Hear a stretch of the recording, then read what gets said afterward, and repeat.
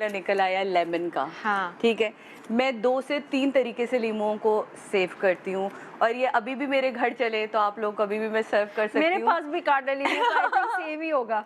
लीमू का सेव हाँ, जिस तरह लीमू बीच में बहुत सस्ते हो जाते हैं, तो मेरा तो काम ही यही है मेरे बहनोई का कि जैसे ही लीमू सस्ते हुए उनको पता 10 किलो 15 किलो शादियों के पहुंचा दो लीमू। और फिर बच्चे उसको निचोड़ के कुछ को हम फ्रीज कर लेते हैं।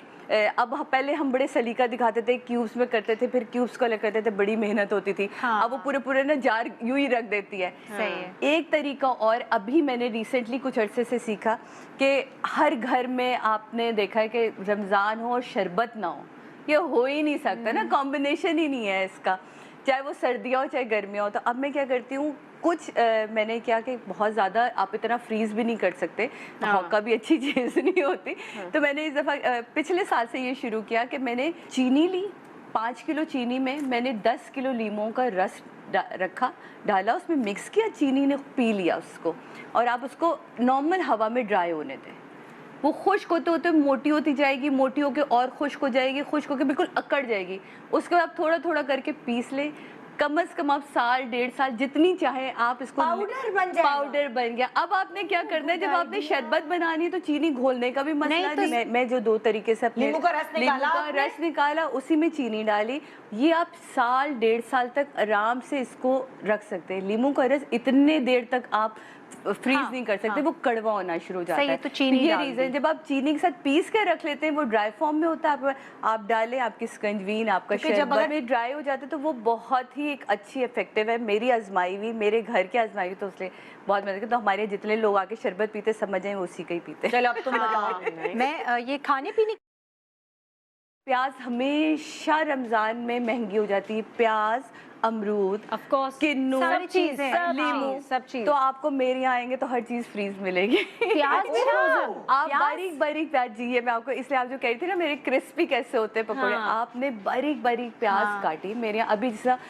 रमजान शुरू नहीं हुआ, शाबान से पहले, शाबान में ही हम लोग क्या करते हैं कि प्याज आ गई, 10 किलो आ गई, 15 किलो आ गई, उसे काटा, बारीक बारीक प्याज काटी, क्योंकि शेफ है, उसे जल्दी जल्दी काट के उसको ड्राई होने दें। आप एकदम से आपने फ्रीजर में रखना, उसे पानी में नहीं डालना। कितनी देर ड्राई करें? थोड़ी देर, तो उसका पानी ड्राई हो जाए, ये उस पर हल्का सा आपने जो है ये आटा हुआ उसको आप कर लें, या कोई भी ऐसी चीज़ जिससे वो और ड्राई होके उसका आपने पैकेट्स बनाए, फ्रीज कर दिए। अब आपने ये ड्राई, अब मुझे रमज़ान की मैं आपको बता रही हूँ कि मेरा रोज़ा है, और मैंने वो अपना बेसन निकाला, प्याज का एक पैकेट निकाला, मैंने वैसे ही बना के रखती हूँ जितनी जितनी ज़रूरत होती है उतनी प्याज निकाली, हरा मसाला कटा हुआ होता है, हरा धनिया हो गया, हरी मिर्चें कटी हुई हो गई, ये सारी, और 2 चम्मच आपने वो बेसन डाला।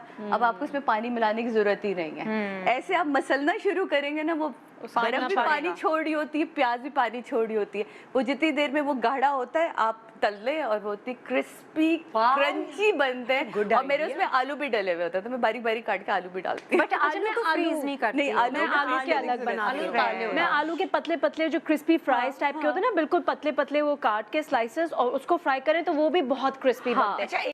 बड़े जैसी एज होती है और ख़वातीन को ख़ास तौर से मेनोपॉज के बाद जो है वो बहुत ज़्यादा हड्डियों में तकलीफ हो जाती है, क्योंकि उनका जो ईस्ट्रोजन जो हमारा हार्मोन होता है, वो जैसे हमारी पीरियड्स बंद होते हैं तो वो उसकी प्रोडक्शन काफ़ी हद तक कम हो जाती है, और वही वो हार्मोन होता है जो हमारी बॉडी में सारी चीज़ों को रेगुलेट कर रहा होता है, हमारी हड्डियों को मजबूत रख रहा होता है। तो स्पेशली जो हड्डियां बहुत जल्दी जल्दी टूट जाती है, बहुत ब्रिटल्स हो जाता है ना उनको, तो उनके लिए जो है वो बहुत, हल्दी जो है ना वो एक मिरेकल है। हल्दी को इतने पुराने एंशिएंट ज़माने से जो है ना इसको एक ऐसा हर्ब माना जाता है, इसमें है करक्यूमिन, एक जो हल्दी को कलर देता है, वो जो एजेंट है इसका मेडिसिनल एजेंट, वो है करक्यूमिन, जो कि एंटीबैक्टीरियल है, एंटी इन्फ्लेमेटरी है, क्योंकि जब घुटनों में जब दर्द होता है उसकी वजह ये होती है कि उसमें सूजन हो जाती है, इन्फ्लेमेशन हो जाती है। तो ये एंटी इन्फ्लेमेटरी इतना बेहतरीन किस्म का ये हर्ब है। इसको आपने जैसे दुनिया भर में गोल्डन मिल्क कहा जाता है। गोल्डन मिल्क यानी कि दूध को गर्म करें, रात को सोने से पहले आपने थोड़ी सी हल्दी की चुटकी इसमें डाली और आप उसको पी लें, उससे आपकी नींद अच्छी होगी, आपकी हड्डियां मजबूत होंगी। लेकिन अगर कि आपने हल्दी को बगैर काली मिर्च के यूज किया, अच्छा, तो ये एब्जॉर्ब नहीं हो पाती है। बहुत सारे लोगों को यार देखो, काली मिर्च हमेशा एब्जॉर्ब करेगी आपकी बॉडी में। आपको हल्दी लेनी है, लेकिन उसमें इतनी सी चुटकी काली मिर्च की डालनी है जिससे ऑलमोस्ट दूध हल्दी पी रहे हो, उसमें काली मिर्च भी डाली है। हल्दी को आपने खाने में भी डाल रहे हैं ना आप, खाने में भी, तो भी आप थोड़ी सी काली मिर्च जरूर डालें। 90% इसकी एब्जॉर्प्शन जो है वो बढ़ जाती है। अच्छा, पहले तो वैसे दूध हल्दी गिर जाता है, पाँव में मोच आ जाती है। हमारे वहाँ जो बुजुर्ग हैं वो तो अक्सर, क्योंकि वो एक सर्टन एज में अपनी एक्सरसाइज नहीं करते हैं, जिसकी वजह से उनके मसल्स स्ट्रांग नहीं होते हैं। जब मसल्स स्ट्रांग नहीं होते हैं तो आपकी हड्डियों के प्रॉब्लम्स, आपके मसल्स आपकी हड्डियों को होल्ड नहीं कर सकते हैं, तो वो आप लड़खड़ा जाते हैं, जिसकी वजह से वो फॉल बहुत ज्यादा होता है उनके साथ। आप बताएं। क्योंकि जब स्पेशली आप टीन एज जिनके घर में बच्चे होते हैं तो एक्नी होना शुरू हो जाती है, क्योंकि आपकी ऑयल स्किन जो है बहुत ज़्यादा ऑयल प्रोड्यूस कर रही होती है, पोर्स क्लॉग हो रहे होते हैं। उसके लिए हमारी अम्मी ने ये हमारे बाथरूम में एक छोटा सा कंटेनर होता था, उसमें बेसन हर वक्त होता था, बेसन ग्राम फ्लावर। तो वो बेसन उसके अंदर रख के हमें हमारे जैसे ही हम स्कूल से आते थे, नहाने से पहले हम सबको ये स्ट्रिक्ट इंस्ट्रक्शंस थी कि 1 टेबलस्पून मिल्क लेकर और अपना हाथ में आधा टेबलस्पून बेसन, 1 टेबलस्पून वो करके मास्क बना लिया, हल्का सा मिक्सचर पेस्ट, और वो फेस पे लगा लिया। ठीक है, वो वेट होता है, just leave it to dry for like 15 to 20 minute. 15 minutes भी मोर देन इनफ होगा।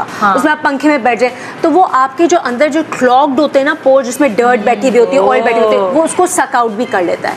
वो उसको ड्राई होने दें, जैसे ही ड्राई हो गया फिर हम जैसे ही ड्राई होता था नहाने चले जाते थे। लेकिन ये करना मस्ट होता था, जिसकी वजह से एक ये होता था, और एक और मेरी अम्मी का तरीका था जो कि हो सकता है लोग पीपल माइट नॉट एग्री, लेकिन जो रेगुलर ब्यूटी सोप होता है ना, जो सबके बाथरूम होता है, अम्मी हमें उससे फेस वॉश करवाती थी, क्योंकि वो स्किन को ड्राई करता है। तो उससे होता ये था कि ऑयल अगर जो प्रोड्यूस हो रहा होता है बहुत ज्यादा, टीनेज में बहुत बच्चियों की दांत की तैयारी क्या होती है? ये मैंने पहले भी बताया था कि हमारे यहाँ पकोड़े का जो ड्राई मसाला होता है उसे हम बना के रख देते हैं, क्योंकि सब टाइम मैं अगर सब मैंने पिछले साल एक रमजान ट्रांसमिशन की, मैं घर पे नहीं हूँ, अब बच्ची कंफ्यूज फिर रही है बाजी क्या क्या डालती थी। तो मैं खुश जैसे 1 किलो बेसन लिया तो मुझे पता है कि मैंने उसमें कितनी कुटी हुई मिर्च डाली है, आपने धनिया भून के हल्का सा वो मिला दिया, तो खुश्क मसाला पकौड़ा मिक्स जैसे मिलता है, मैं पूरा ना बना के रख देती हूँ, सूखा मसाले मिक्स करके। फिर वो जितना चाहिए पानी में डाला।